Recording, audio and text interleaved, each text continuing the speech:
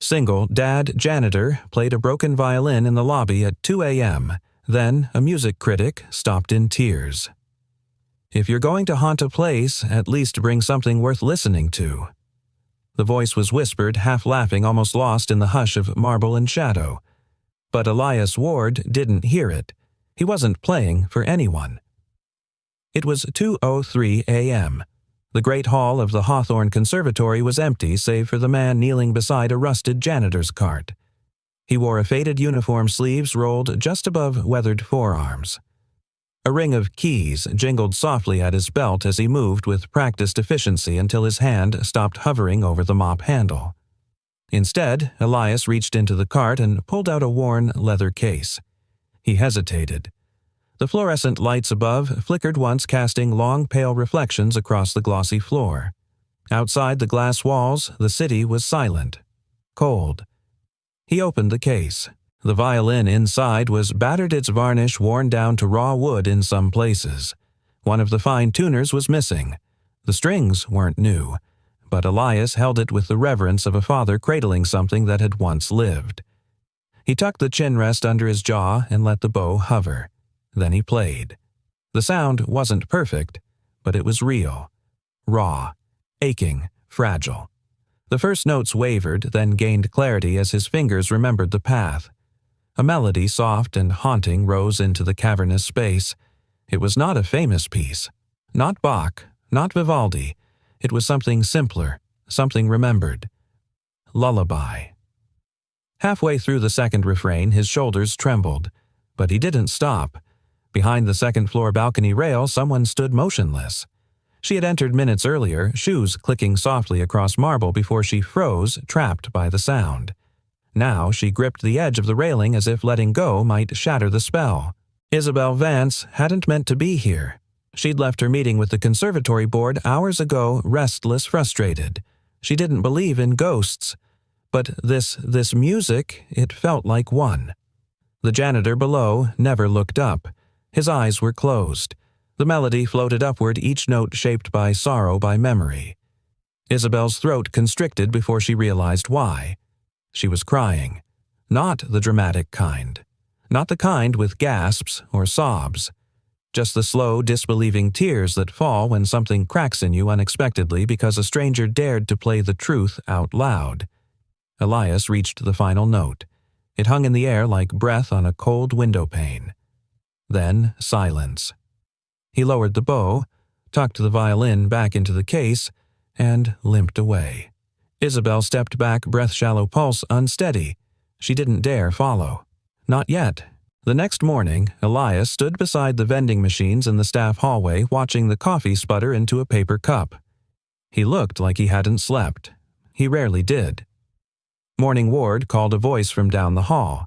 It was Felix, the building supervisor. Loud, friendly, clueless. Another quiet night of ghost mops and dust bunnies. Elias offered a tight smile. Best company I've had in years. Felix chuckled. You're lucky. I got a dozen violin prodigies upstairs keeping me up past midnight. I swear, one of them's practicing Paganini with a meat cleaver. Elias took his coffee and walked away. Meanwhile, across the city, Isabel Vance sat in a corner booth at a quiet cafe staring at a blinking cursor on her laptop. Her editor wanted a column, a safe one. Profiles of Promise Meet Hawthorne's rising stars.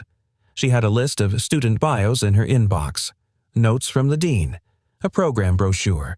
But all she could think about was him, the man with the mop and the broken violin. She didn't know his name, didn't know the piece he played, but the sound was still lodged in her chest like a splinter she didn't want removed. Her fingers moved. Not toward the notes, but toward a blank page. The janitor who played My Soul Awake. That was her headline. The column poured out of her in one sitting. It wasn't a review, it wasn't criticism, it was a confession. He didn't play like a student. He didn't play like someone seeking approval. He played like a man remembering a voice he never wanted to forget. She didn't submit it under her name. Not yet. Just a pseudonym. Just a whisper. Back at the conservatory, Elias was scrubbing gum from the underside of a stairwell when Vivian Moray appeared beside him. The founder of the conservatory was 72 and dressed like a retired ballerina turned chess master. Long scarf, sharp gaze, deliberate silence. "You missed a spot," she said, pointing to nothing in particular. Elias looked up, startled. "Good morning, Miss Murray." She crouched beside him without asking. "Do you ever miss it?" she asked. He blinked. "Miss what? Being heard?" Elias didn't answer. His eyes flicked down to the brush in his hand. She stood again with a sigh. "You know, some people play to be remembered. Others play because they can't forget." Then she walked away. Elias sat still long after she left the scrub brush slipping from his hand. That night, something changed. When he entered the lobby at 2:03 a.m., the violin case was already sitting on the bench. Not in the cart, not in the closet, on the bench, waiting. He looked around. Empty. Still. He picked it up, and once again he played. This time a different melody. Slower, softer, tentative. Halfway through his fingers faltered, and from the darkness above a voice echoed softly only 2 words. "Don't stop." His breath caught. He looked up. No one. The lobby was empty. Only shadows and silence.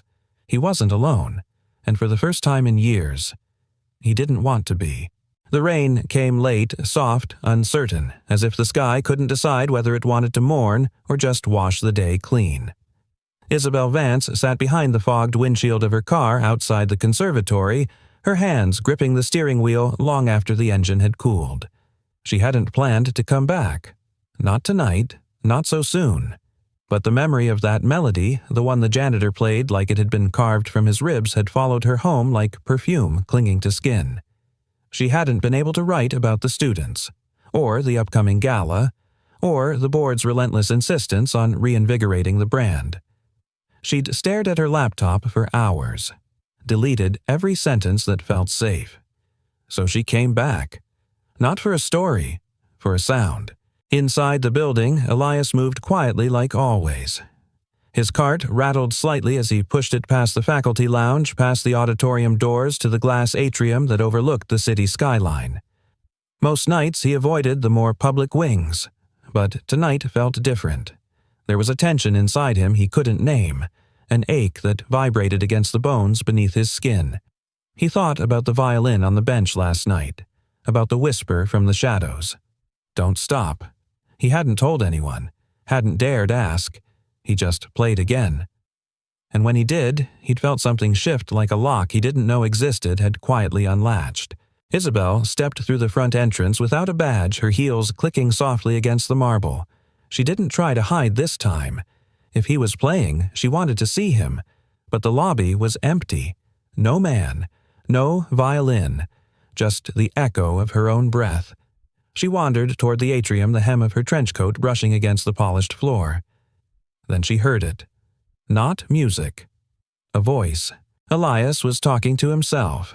Or so it would have seemed.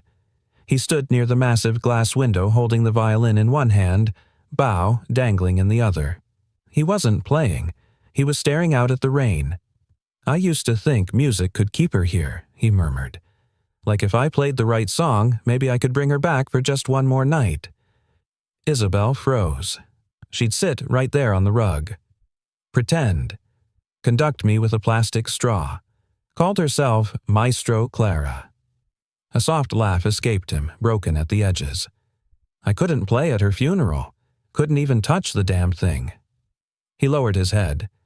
"But some nights when it's too quiet to breathe, I still hear her." Isabel's voice surprised even herself. Maybe she's still listening. Elias spun around. Their eyes met. And for the first time they really saw each other. Not Janitor, not Critic, just 2 people haunted by sound. "I didn't mean to eavesdrop," she said, stepping closer. "I was just drawn." Elias's grip on the violin tightened. "You again. You remember me." He nodded once. Balcony. Monday night. Sharp memory. Music doesn't usually make people cry unless it touches something they thought was buried. She blinked. "Is that what it did to you?" He looked down. "I think I've been buried for years." A long silence stretched between them. Then she asked softly, "What happened to her?" His jaw flexed. Clara. My daughter. He didn't elaborate. He didn't have to. The name landed like glass in a quiet room. I'm sorry, she said and meant it. Elias gave a nod of thanks. You're right. That caught her off guard. What? He pointed subtly to her leather bag. The notepad. The journalist badge. And the way you watch people like you're collecting pieces for later. Occupational hazard. Your column, he said. The anonymous one. That was you. She hesitated. You read it. I don't usually read much anymore. But someone printed it and left it in my locker. A beat. Clara's locker, he added, barely audible. Something pulled tight in her chest. I didn't write it for exposure, she said quickly. I didn't even put my name on it. That's how I knew it was real. They sat across from each other in the empty atrium lounge, the city lights glowing behind them like an orchestra waiting to begin. Elias rested the violin on his lap. Isabel studied the scratches on its body. You ever fix it? She asked. I've tried, he said. But some things are meant to stay cracked. I used to play, she admitted. Piano. Carnegie Prep. Trophies, scholarships, the whole thing. He arched an eyebrow. Used to. She didn't answer right away. My sister, she finally said. She was better than me. Violinist, brilliant, brave. She swallowed hard. She died on stage, a seizure, mid-performance. I watched it happen from the wings. The air went still. After that, I couldn't touch the keys, she continued. Felt like the music betrayed us. Elias looked at her, and for the first time there was no mask on his face. Just honesty. You and I, he said slowly, we've both been holding funerals every time we open our mouths. She let out a quiet breath. So, why do you still play? He considered the question. Then answered with a voice barely above a whisper. Because if I don't, she disappears. They sat in silence for several minutes. Not awkward, not forced, just real. Finally, Isabel stood. I'd like to hear you play again, she said. Elias looked up. Why? Because I need to remember what it feels like when something is true. He didn't say yes, but he didn't say no. She took that as enough. As she walked away, Elias picked up the violin again. And from behind her, the music returned. Not perfect, but honest. And for the first time in a long time, Isabel didn't feel like she was running from ghosts. She was walking toward something that sounded a lot like healing. Elias didn't come in through the front doors that night. He entered through the side loading dock where the snowdrift was shallow and the light was broken. His boots crunched on salt pellets as he moved past the dumpsters and into the hallway like a shadow folding into itself. Tonight felt heavier. He hadn't played in 2 days. Not since that night with Isabel. Not since he saw her eyes soften in the dim glow of the atrium as if his sorrow had mirrored her own. He didn't know what to do with that kind of reflection. The locker room was empty, just how he liked it. A row of dented gray lockers, a flickering overhead bulb, and the quiet drip of a sink that hadn't stopped leaking since October. He opened locker number 17. Inside, on the back wall, taped with yellowing corners, was a child's drawing. Crayon on faded construction paper. A stick figure man holding a violin beside a little girl with a wild swirl of yellow hair, both standing under a crooked rainbow. Above them, in careful block letters, me and Daddy. We sing even when it rains. Clara Elias stared at it the way a man might stare into the ocean, knowing if he stepped any closer it would pull him under. He sat down on the bench, elbows on knees, hands clasped so tightly they shook. Sometimes grief didn't shout. Sometimes it just sat beside you in a room and waited for you to speak first. Vivienne Murray entered without knocking. She never did. Still here, Mr. Ward, she said softly, more observation than greeting. Elias didn't look up. Depends how you define here. Vivienne stepped closer. I heard you played again. He gave a quiet nod. She heard you too. He turned. Who, Vivienne didn't answer. Instead, she leaned against the locker beside his. I saw you once, she said before all this. You were playing at a hospital fundraiser. Clara was about 5. She kept tugging your sleeve between phrases, trying to get your attention. Elias allowed a faint smile. She wanted me to play Twinkle, Twinkle in the middle of Bach. She didn't care about Bach, Vivian said. She cared about you. Elias's expression dimmed again. You never asked why I hired you, she said after a pause. A man with a Juilliard background cleaning baseboards, I could have hired 10 others. I didn't want favors. You didn't get one, she said. You got a second chance you weren't ready for. But I think you're getting close. He looked up. Close to what? To forgiving yourself. Isabel stood in the music library flipping through old concert programs she wasn't really reading. Her phone buzzed beside her. A text from her editor. Where are you with the conservatory profiles? You're 2 days past deadline. Need the next piece today. She silenced it. Then her eyes caught a photo on one of the pages. It was a charity concert poster. Hawthorne Winter Gala, featuring Elias Ward Violin. The date, 6 years ago. The same name. Same face, except smiling, unburdened. His arms around a little girl whose blonde curls looked like rays of sunlight. Clara. Isabel's fingers hovered over the image. Then she whispered to herself, You weren't always the ghost. Later that night, Elias walked into the atrium. The lights were low. He hadn't brought the violin.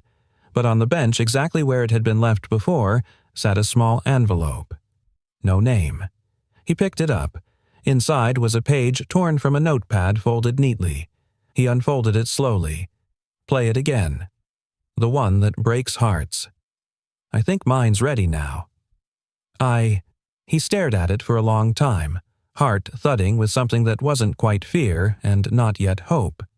Then, as if led by an unseen current, he turned and walked back to the locker room. He opened locker 17, reached past Clara's drawing, pulled out the case. He carried it like a prayer back to the atrium. And this time, when he played, he didn't close his eyes. Isabel heard it from the hallway. She didn't enter. Not yet. She leaned against the wall, hand resting over her chest as if to keep her heart from breaking in half. The melody was different this time. Fuller, stronger, still aching but with a quiet courage beneath every note. He's not playing just for her anymore, she realized. He's playing to be heard. After the last note faded, Elias lowered the bow slowly. And then he saw her, standing in the corridor beyond the glass doors, arms folded, hair damp from the snow. You came back, he said, his voice quiet. I never left, she replied. I just didn't know where to sit. He opened the door and let her in. They sat side by side on the atrium bench. Neither spoke for a long time. Then Isabel asked, Did Clara ever hear you play that song? No, Elias said. I wrote it the night after she died. I couldn't play it until now. She nodded. Then maybe she's hearing it now. Elias looked at her eyes, red but clear. I hope so, he said, because for the first time I'm not playing to remember her. He paused. I'm playing, so she'll know I'm still becoming the man she believed I was. Isabel's breath caught, and in that moment, without a single tear falling, the two of them sat in a grief so shared it didn't feel like sorrow anymore. It felt like something sacred. The thing about grief is if you don't speak it, it starts speaking for you. In Elias Ward's case, it spoke through a broom. Each morning at Hawthorne Conservatory, as students in pressed uniforms carried violins and cello cases past him without eye contact, Elias pushed the broom like a priest swinging incense slowly, deliberately, with a kind of reverence no one understood. No one but her. Isabel Vance stood just beyond the glass doors of the main studio, arms crossed, watching Elias sweep the marbled hallway with the same quiet focus he brought to a violin bow. She hadn't meant to come back 3 days in a row, but here she was again, drawn to a man who didn't speak unless it mattered and played music like it was a language the world had forgotten. You know, she said, startling him slightly, you sweep floors the same way you play, like it might save somebody. Elias didn't stop moving. Sometimes it does. She tilted her head. Save who? He looked up, met her eyes. Me. The honesty landed like a stone in her chest. You ever feel like the world handed you sheet music for a life you didn't sign up to perform? She asked. Elias leaned on the broom handle. Every day since she died. Isabel nodded. For me, it was the day my sister collapsed on stage. She stepped closer. Eleanor was everything I wasn't: daring, loud, brilliant. And then, silence. Elias didn't say anything. You know what the worst part was? Isabel continued. I didn't cry. Not at the funeral. Not at the hospital. I just shut off, like a piano with every key glued down. You shut down, Elias said softly, because if you let one tear out, the whole damn symphony might start. She blinked, caught off guard. Exactly. Elias nodded toward the hallway. Walk with me. They walked slowly past practice rooms echoing with arpeggios and timid scales. Students passed them without notice, two ghosts in a temple of performance. You still play? Elias asked. Isabel shook her head. Haven't touched a piano in 10 years. Why? She hesitated.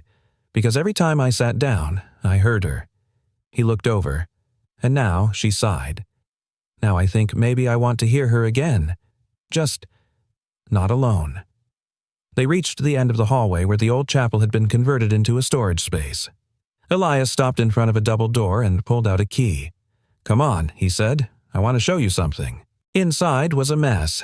Dusty chairs, broken music stands, crates labeled "Do Not Use." But tucked in the back corner was something unexpected, a baby grand piano. Its legs scratched its keys, slightly yellowed. You kept this here? She asked. It was Clara's favorite, he said. Said it had a warmer sound, like it remembered people. Isabel moved toward it as if approaching an old friend she thought had died. She ran her fingers across the lid. Elias watched her, not rushing. Finally she sat. Her fingers hovered over the keys. Trembled. She pressed one. Just one. It echoed through the room like a memory returning home. Elias knelt beside a nearby crate and opened the battered violin case. The scent of rosine and old wood filled the air. He stood, and without a word they began to play. It wasn't polished. It wasn't perfect. But it was honest. The melody they built was slow, cautious. Her left hand testing simple chords. His bow finding breath between hesitation. And then something shifted. Their griefs began to speak to each other. Her sadness shaped the structure. His loss gave it color. By the time the last note faded, they weren't crying, but neither could quite breathe. Isabel turned to him. That wasn't a duet. That was confession. Elias smiled barely. Then I guess you're the first person I've confessed to in years. She stood slowly. You're not just a janitor, Elias. I never was, he said. But it was easier to disappear if I pretended I was. Later that day, Isabel sat in her hotel room staring at her laptop again. The cursor blinked like it had something to say. This time, she let it speak. Ghosts don't always wear white sheets or rattle chains. Some of them push mops. Some of them play music so quietly you only hear it if your own soul has gone quiet too. She stopped, reread the line. Then she added, his name is Elias Ward, and if music has saints, he might be one of them. She didn't send it. Not yet. Some truths deserve to be held a little longer before being shared with the world. That evening, Elias returned to the storage room alone. He didn't play. He sat beside the piano, hands folded, and then he whispered as if to someone invisible. Clara. Maybe I was never silent. I just forgot what my voice sounded like. The room didn't answer. But for the first time in a very long while, Elias didn't feel like he was talking to a ghost. He felt like maybe, just maybe, he was being heard. If I fall off this roof, tell them it was your idea. Isabel's voice broke the stillness like a laugh in a church, half joking, half nervous, entirely alive. Elias didn't look back. He stood at the edge of the rooftop of the conservatory, hands in the pockets of his faded jacket, gazing out over the city as snow began to whisper down in delicate spirals. He'd left the rooftop door unlocked that night, knowing, hoping she might follow. You'll be fine, he said quietly. Fear of heights only counts if you plan on falling. Very comforting, she muttered, stepping fully onto the gravel, pulling her coat tighter. What are we doing up here? He didn't answer right away. The skyline stretched before them in sharp silhouettes and golden windows. The distant hum of traffic below sounded like an orchestra tuning before the first note. Elias finally turned to her eyes, thoughtful. Up here. You can hear your own silence. Isabel raised an eyebrow. I don't usually enjoy being alone with my silence. Elias nodded. Most people don't. It says things we work hard to drown out. She folded her arms. And what does yours say? He turned back to the city. That I'm not finished yet. They stood in quiet for a moment that held more than words could. Then Elias took the worn violin case from beside the wall, opened it, tuned it by ear. No stage lights, no warm-up, just cold fingers and a slow breath. He began to play. Not for anyone, not even for Clara. This time he played for himself. The melody wasn't loud or showy. It moved with restraint like a memory reintroduced slowly so it wouldn't break him again. It was written in a minor key, but it wasn't mournful. It searched. Every note felt like a question he wasn't sure he wanted answered. Isabel watched him, not blinking. The way his face changed mid-phrase. The way he tilted the violin ever so slightly at the crescendo as if coaxing it not just to sound, but to speak. I never understood how someone could play sorrow into a room, she whispered. But you don't just play it. You translate it. Elias didn't stop playing, so she walked closer. And without asking, she sat beside him on the ledge. Their shoulders didn't touch, but the nearness felt like a dialogue. When the last note died, neither moved. You know, Isabel said softly, this would be a beautiful story. Elias smirked. What? Depressed janitor plays violin on rooftop with emotionally unavailable journalist, more like two ghosts who stopped pretending to be alive and started trying. Elias exhaled slow. Trying's the hard part, the only part, she replied. He turned to her. Why do you really keep coming back? She met his eyes. Because you're the first sound I've heard in 10 years that didn't feel like noise. The words weren't romantic. They were real. Elias looked down at the violin, then at her, and before he could stop himself, he asked, Do you miss her? Isabel didn't ask who he meant. Yes, she said, every day. And not just the big things. I miss how she used to correct my posture when I played piano. I miss the way she rolled her eyes when I got sentimental. She paused. I miss being needed. Elias's gaze drifted. That's what grief doesn't tell you. That it's not just loss, it's loneliness with a name. A gust of wind kicked snow across the roof. Isabel shivered. Elias noticed. He stood and shrugged off his coat, placing it around her shoulders. I'm not fragile, she said. I know, he replied, but you're allowed to be cold. She smiled. You're infuriatingly gentle, you know that. He chuckled. Takes practice. There was something in the air now, an ache, yes, but one that vibrated with potential. As if the night were holding its breath for something. You ever think, she said suddenly, about playing again? On stage, Elias shook his head. Not in a place where people clap. Why not? Because I'm not ready for applause. I'm just now learning how to stop hiding. She studied him. You don't hide when you play. That's the only time I don't. They sat in silence again. But this one felt earned. Finally, Elias stood and looked toward the stairwell. Come on, he said, before you catch pneumonia and I end up getting sued. Isabel stood too. What if I told you? I'd like to hear that piece again. Maybe somewhere warm next time. Elias nodded. Maybe. As they walked down the narrow staircase, their footsteps echoed like a soft coda to a rooftop symphony. Before she disappeared down her hallway, she turned back. Elias. He looked up. Do you ever wonder? She asked if music can be the beginning after the end. He considered it. I think music is the beginning, he said. The silence just teaches us how to listen. Back in the empty atrium under the same dim lights where it had all started, Elias stood alone. He looked at the violin, then at the empty bench. He didn't sit. He just whispered, Thank you, Clara, for making sure I wasn't the only one listening. Then, slowly, quietly, he began to play again. This time, not for her. Not for himself, but for whoever still believed that broken things could still carry beautiful sound. The snow had turned to sleet by morning, harsh, wet, undecided. It tapped against the windows of the conservatory like fingers too impatient to knock. Inside the administrative archives, Isabel Vance stood in a room most people forgot existed.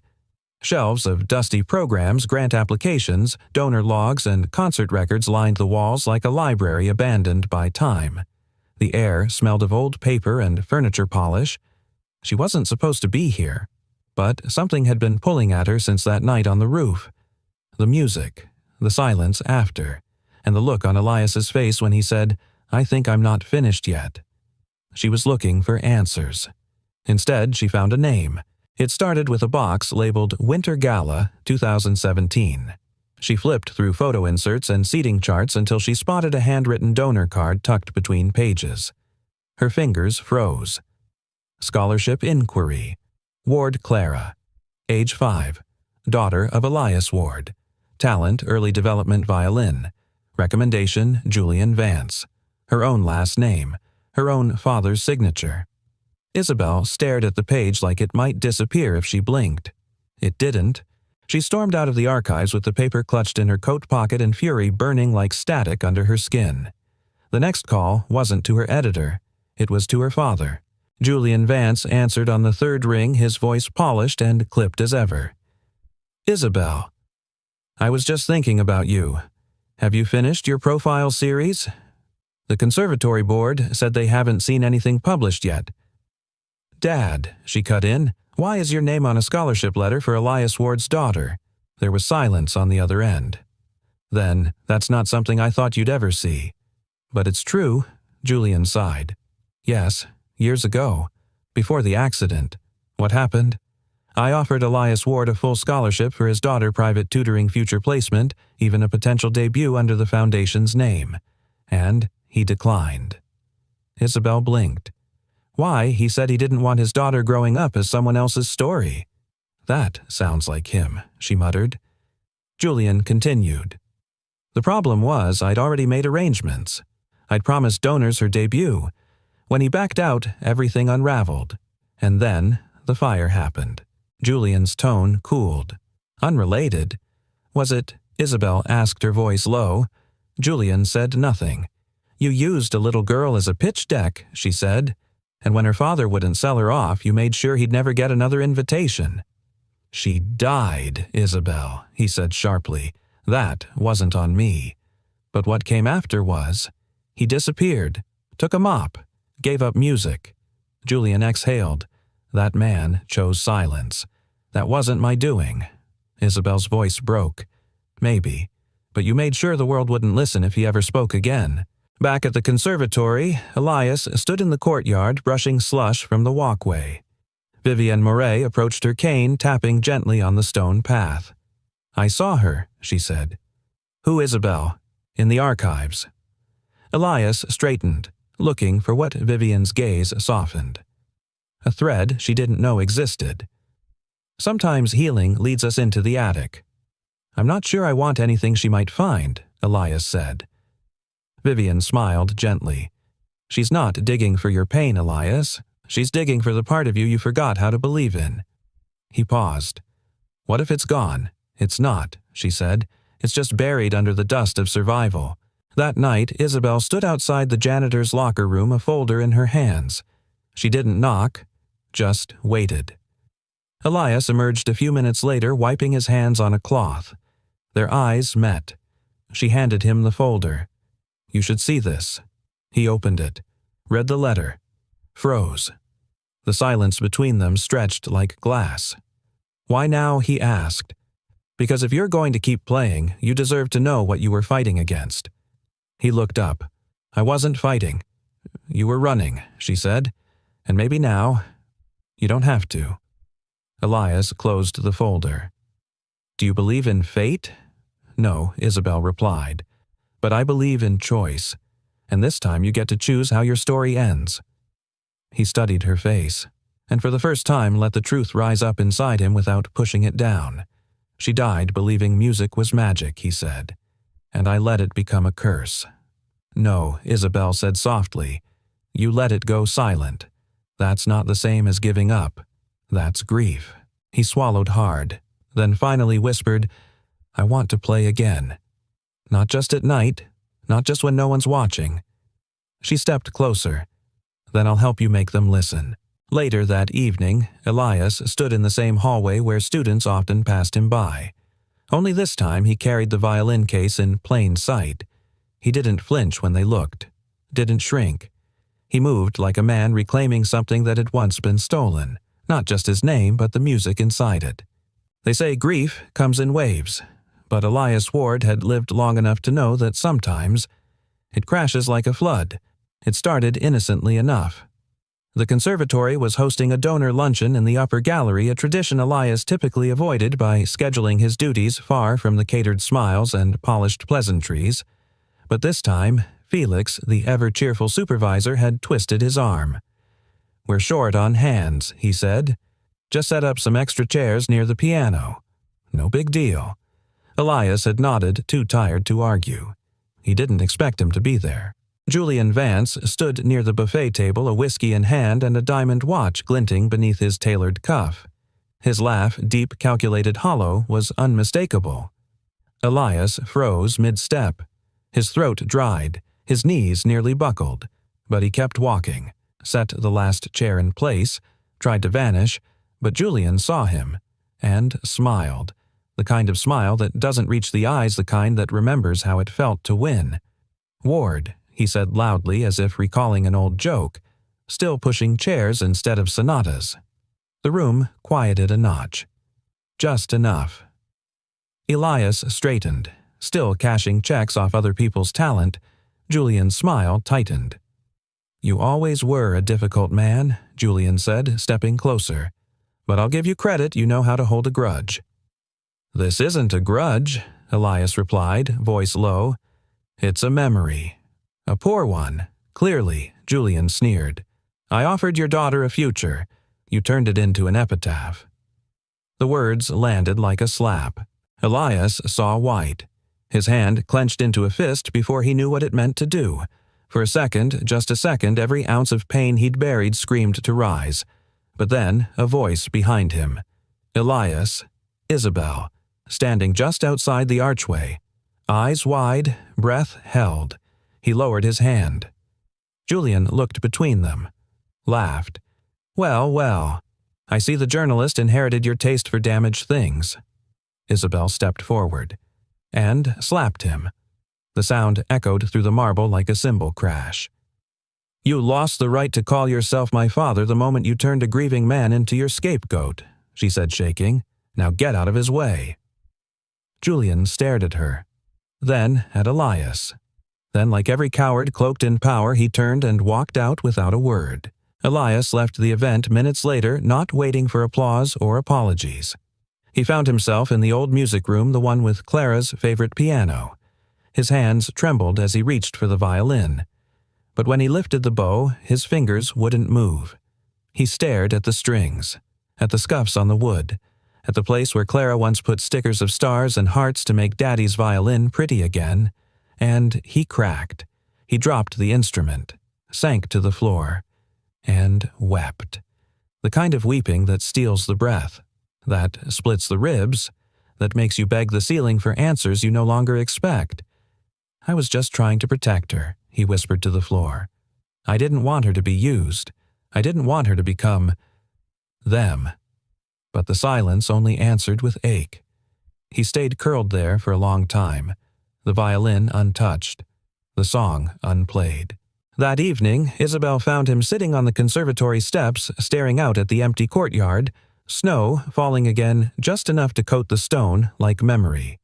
She sat beside him, didn't speak. After a moment, he said, He blamed me.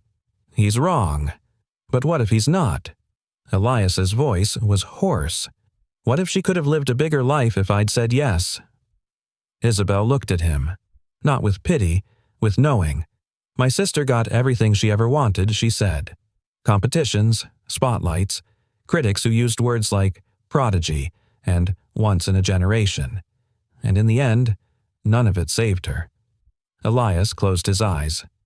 "I don't know how to carry it anymore," he whispered. "You don't carry it," she said. "You play it. That's the only way it gets out." He looked at her, and for the first time in days, something in his expression softened. Not healed, but cracked just enough for the light to start seeping in again. The next morning, Elias didn't open his locker. He didn't carry the violin.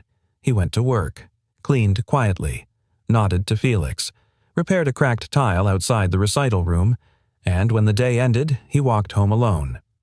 But on his kitchen table beside an unopened letter from the utilities company sat a note. His handwriting. Years old. It read, "If you ever stop playing, she disappears."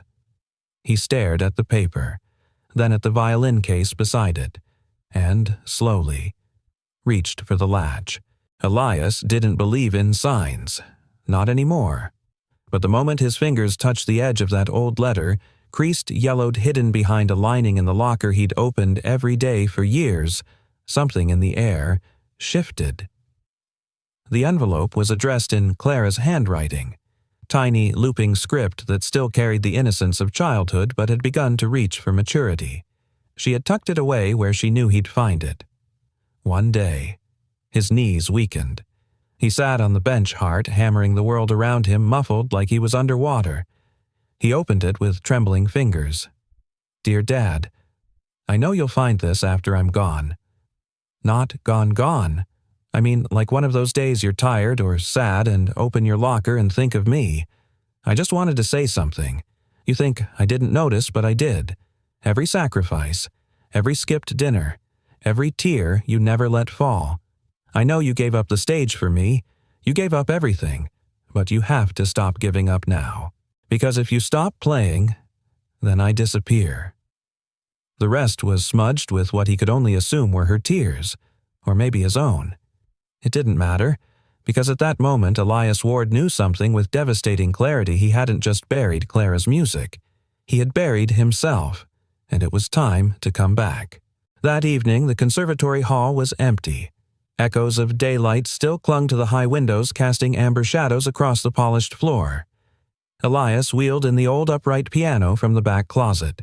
Not the Steinway, not the stage-worthy grand, just the one with the worn ivory keys Clara used to press with sticky fingers after lunch. He placed his violin case on the bench, opened it slowly. This time he didn't hesitate. The bow met the strings, and the first note trembled through the air like a soul finding its voice after years of silence. He didn't play one of Clara's old recital pieces.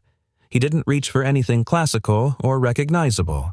He just played, from pain, from memory, from that fragile space between grief and grace. Each note was a letter unsent, each phrase a conversation never finished, each crescendo a plea. Please don't forget her. And somehow in the ache of melody he felt Clara again, not as a ghost, as breath. Outside the hall someone was listening. Isabel hadn't meant to come. She'd told herself she needed to drop off a file to Felix. That was the excuse, but the truth was simpler. She missed Elias. Not in the obvious way. Not with flowers and flutters. She missed the way he looked at a music stand like it held the answer to the universe. She missed the way he listened more than he spoke. And she missed the ache in his silence because it matched her own. So when she heard the music drifting from the conservatory doors, she froze. The sound was raw, beautiful, imperfect, human. She pressed her palm to the glass and cried. The next day, Elias left a folded note on Felix's desk. "I'd like to submit a composition for the student spring concert." Felix read it 3 times, blinked, looked toward the hallway where Elias had just quietly disappeared. Then he smiled and whispered, "About damn time." Weeks passed in quiet diligence. Elias wrote, rewrote, scratched entire staves only to rebuild them with the stubborn patience of a man stitching a wound from the inside out. Isabel watched from a respectful distance. Sometimes she'd bring him coffee and ask nothing. Other times she'd sit beside him at the rehearsal room piano, letting her fingers dance beside his in silence. One evening, she broke it. "You know, I spent so long chasing perfection in others' music, I forgot how flawed beauty really is." Elias glanced sideways. Maybe perfection was never the goal. Then what is? He hesitated, then said quietly, "To be heard. Really heard." She nodded. "I hear you." Those 3 words, spoken without expectation or condition, landed deeper than she knew. On the night of the spring concert, Elias didn't wear a tux. He wore his janitor uniform. Pressed clean sleeves rolled. He stood backstage holding the violin like it was alive in his hands again. Isabel walked over holding a small velvet box. "Clara would have wanted you to have this." Inside was a pin, a tiny silver clef polished to a soft gleam. Elias blinked fast. "She got it for you after your first cleaning shift here." She said, "If they won't see the music in you, then she would." He pinned it to his collar without a word. Then he stepped onto the stage. The room quieted. There was no fanfare, no announcement, just a man, a violin, and the hush of expectation. And then he played. The piece was called "The Notes We Leave Behind." It wasn't complicated, but it was honest. It held sorrow, but didn't drown in it. It held memory, but reached for tomorrow. And somewhere between the bridges and the fall of each measure, there was forgiveness. He finished, and for a moment no one moved. Then the first person stood, then another, until the room was on its feet not for the skill, but for the courage. Backstage, Elias sat alone, wiping the bridge of the violin. Isabel appeared beside him. He looked up. She would have laughed. At all the wrong notes. She would have danced anyway, Isabel said, sitting beside him. They didn't speak for a while. Then Elias turned to her. "You ever think music doesn't heal, I think?" She began, then paused. "I think healing isn't about erasing the pain. It's about turning it into something that can be shared." He looked at her, at the eyes that had seen too much and still chose softness, and he said, "Stay." She didn't ask for how long. She just took his hand. The conservatory's great hall hadn't buzzed with this much anticipation in years. Velvet seats filled row by row. Chandeliers hummed with golden light, casting their soft glow over the audience, patrons, critics, students, skeptics. On stage, a grand Steinway waited silently, its lid raised like a question. A single spotlight hung above, still dimmed. And somewhere backstage, a man who used to mop this very floor was steadying hands that hadn't touched a violin in weeks. Vivian stood near the wings, heart thumping beneath her paisley scarf. "Please don't leave me hanging, Elias," she whispered to no one. A hush fell. The house lights dimmed. The MC took the mic.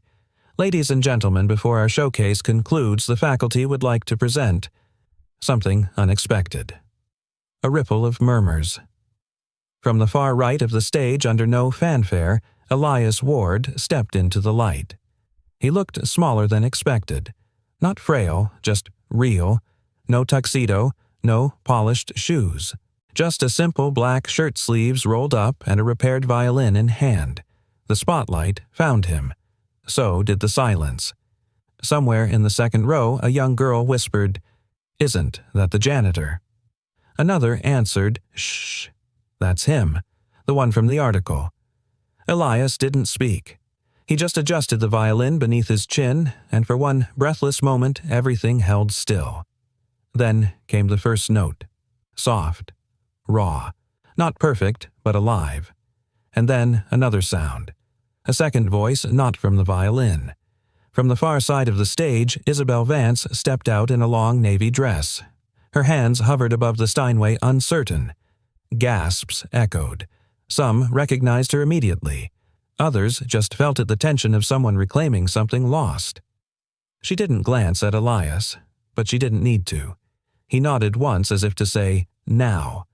Together they began. A simple, aching duet. Not flashy, not fast, just honest. Notes layered like memory, one voice reaching the other, grounding. Her piano wrapped around his melody like arms around a child. Somewhere in the back, Vivian clutched the edge of the curtain tiers, already breaking free. The hall disappeared.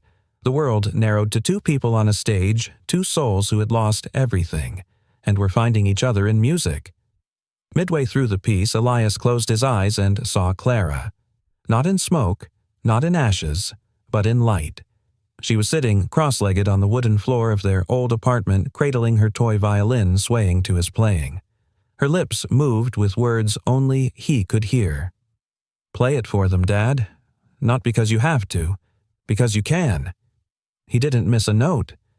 Isabel, meanwhile, kept her gaze locked on the keys, but her mind was on her sister. Eleanor's last performance had ended in chaos. Isabel hadn't touched a piano since, but now, she felt Eleanor in the pauses, in the rests, in every gentle decrescendo, and for the first time in years the grief didn't crush her, it lifted. When the final note hung in the air, neither of them moved. Silence full and sacred held the room, and then applause, thunderous, standing, a wave of sound that crashed down and rose again like the sea. Some cried, some just stood hands trembling. A woman in the front row whispered to her husband, "I don't know what I just heard, but I felt it." Backstage, Julian Vance stood frozen behind the curtain. He had come to see the show expecting to gloat at Elias's absence. Instead, he witnessed something no amount of money could orchestrate. His daughter, radiant, playing. For love, not legacy. And the man he once looked down on, commanding a crowd without a word. Julian stepped back into the shadows. On stage, Elias gave the faintest bow. His eyes met Isabel's. No smile, just acknowledgement. Something had shifted. They left the stage together. Backstage, breathless and flushed, Isabel leaned against the wall. "You didn't miss a beat." Elias shook his head. "I didn't play it for them." She looked up. "Then who?" He met her gaze, voice quiet but clear. "For Clara, and for the girl who stopped playing because she thought silence was safer." Her eyes shimmered, and she whispered, "It was, until now." Vivian appeared, wiping her cheeks with a handkerchief she pretended not to need. "If I die tonight, bury me right here in the orchestra pit. I've lived enough." Isabel laughed, breathless. Elias's lips curved, the closest thing to a smile anyone had seen from him since before. Vivian squeezed their hands. "You both brought the roof down. But more than that, you brought the music home." The three of them stood there for a beat. Then Isabel turned to Elias. "There's a park. Clara loved it, didn't she?" His eyes widened. "How'd you?" "I read everything she left behind. Vivienne gave me copies. I'd like to go there, with you, just to sit. No violins, no pianos, just silence. The good kind." He nodded. "I'd like that." The applause had faded. The stage was dark. But something had shifted permanently in both their lives, not with noise, but with stillness. Late that night, the city lay quiet beneath a blanket of misty streetlight. Elias and Isabel sat side by side on a bench in Greystone Park, Clara's favorite. A gentle wind whispered through the trees, rustling the swing set chains in the distance. No cameras, no audience. Just them and the kind of silence that feels earned. "I used to bring her here after her lessons," Elias said, his voice low, rough from emotion. "She'd always climb that crooked slide and pretend it was a pirate ship. She'd yell, 'Full sail, Dad,' like she was conquering the world." Isabel smiled softly. "And you, I'd sit right here, same bench. Sometimes I'd close my eyes and listen to her laugh. That laugh, it healed more than music ever could." A pause. "You never told me how it happened," Isabel said gently. Elias stared ahead. It was a fire, old wiring in the building. "I was at work. She was home alone for just an hour. 1 hour. His jaw clenched. She was always drawing, always making up stories. The firefighters said she'd crawled under the piano, as if maybe she thought it would protect her. Isabel didn't speak. She just reached over and took his hand. For once, he didn't pull away. "She'd be proud of you," she whispered. "No," Elias said. "She'd be proud of us. That duet, it wasn't just music, it was permission. For both of us." Isabel's gaze dropped. She hesitated. There's something I need to tell you." Elias turned toward her, sensing the change in her voice. "My father, Julian." His face darkened. She swallowed. "He's the one who offered to sponsor Clara. Years ago. I found a letter in Vivian's office."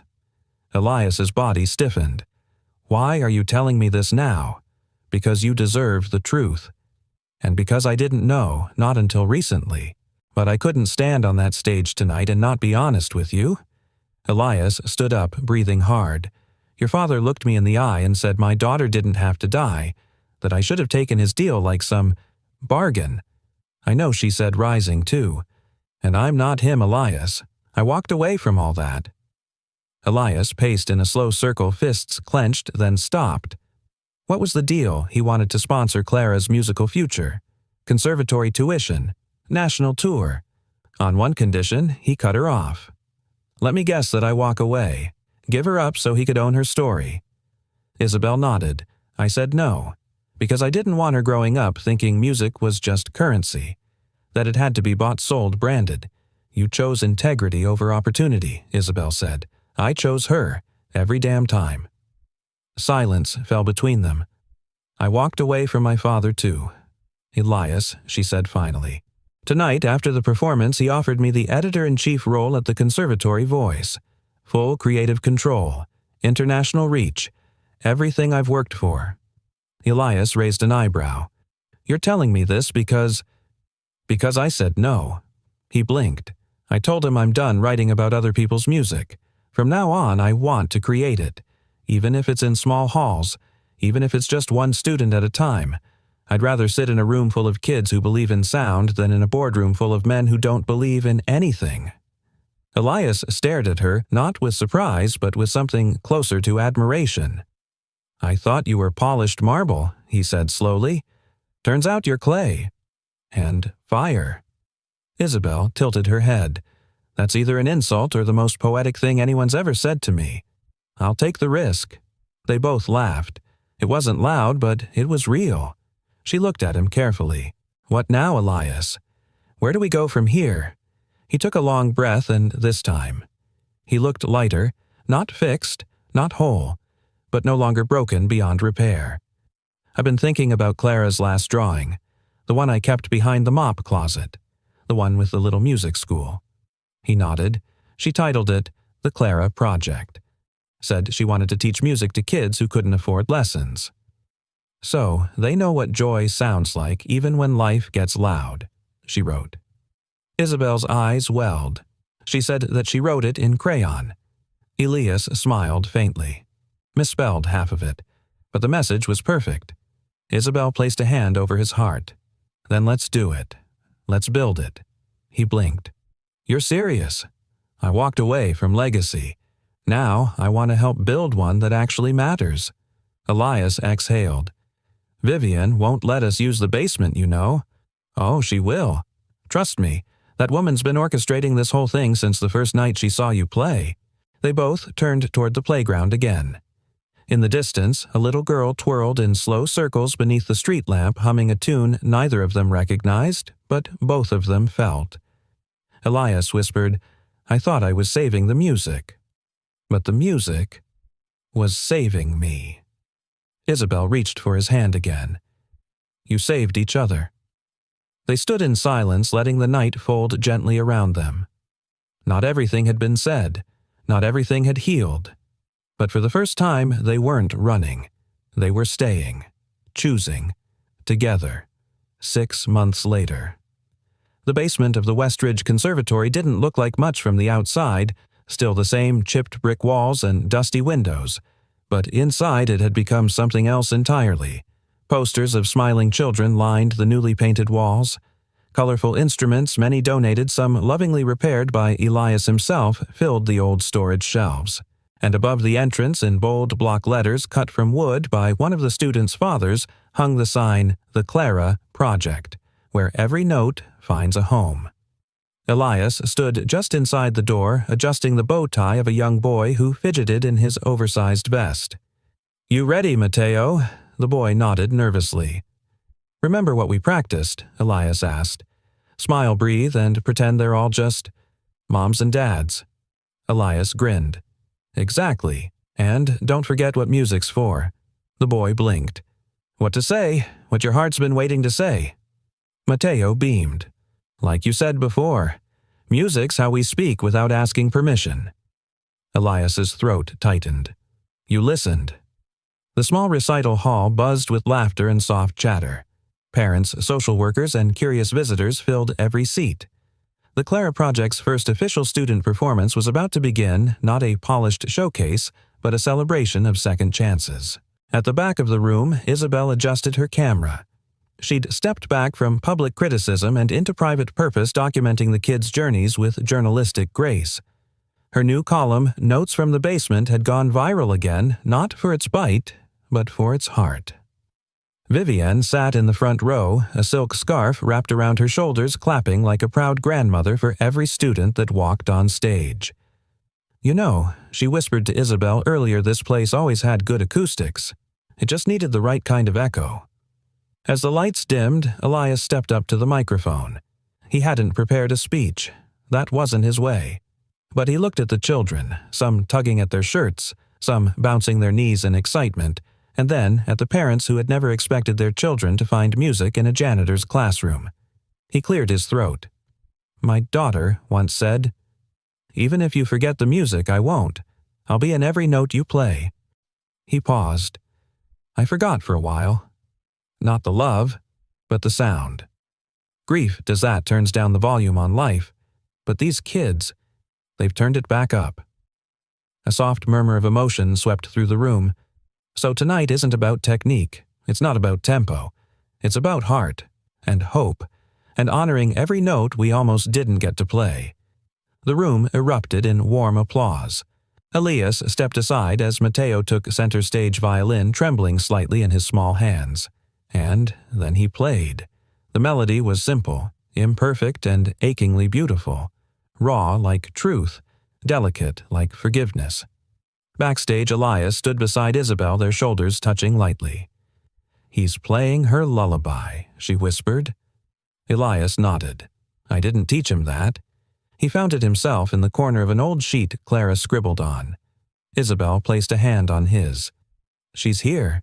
She never left. They watched in silence, tears quietly lining their eyes. When the last note faded, the room burst into applause. Mateo gave a shy bow, cheeks red, and ran straight into Elias's arms. You were incredible, Elias whispered. You made her proud. The boy looked confused. Who a girl who loved this place before you did. Later that evening, after the crowd had thinned and laughter echoed down the hallway, Elias locked the door and turned to Isabel. You know, I thought I was supposed to leave a legacy through my talent. Through some grand performance the world would never forget. She raised an eyebrow. And now, he looked around the small room, scuffed floor, out-of-tune piano, and dozens of hand-drawn posters by kids who once thought they had no voice.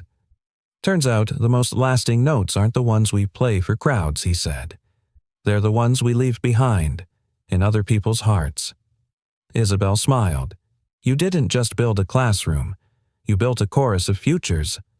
They stood there for a long while. No rush. No fear. Just a kind of peace neither had felt in years. Outside, the sky shifted to soft indigo. A few kids lingered by the bench in the park across the street, sharing headphones and humming along to a song they didn't know the name of. One of the girls, no more than 10, turned to Elias as he and Isabel stepped out. Mr. Ward. He turned. Yes, I liked that boy's song. I want to sound like him.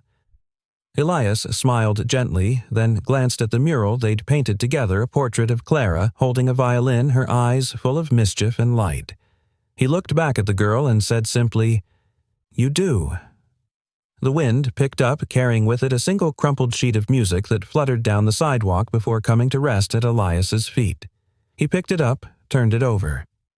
In crayon, barely legible beneath smudges of time, were the words, Keep playing. Dad. Love, Clara. Isabel took his hand, and as they walked into the evening light, not away from the past, but toward something new, the music followed. Not as sound, but as a promise. And maybe, that's the truth we all need to remember. That even after the music fades, even after the goodbyes and the heartbreak and the silence, what we leave behind can still echo in someone else's life. Now, I'd love to hear from you. Where in the world are you watching from? Drop your city or country in the comments. Let's see how far this story has traveled. And if this story touched your heart, even just a little, let us know. What part moved you the most? What note will stay with you? If you haven't already, make sure to subscribe for more stories like this. Stories of healing, of hope, of unexpected heroes, and second chances. We're just getting started, and you're a part of this journey now. From the bottom of my heart, thank you for being here. Thank you for listening and for remembering. It's not always the loudest voices that change the world. Sometimes it's the quietest ones that leave the most beautiful notes behind.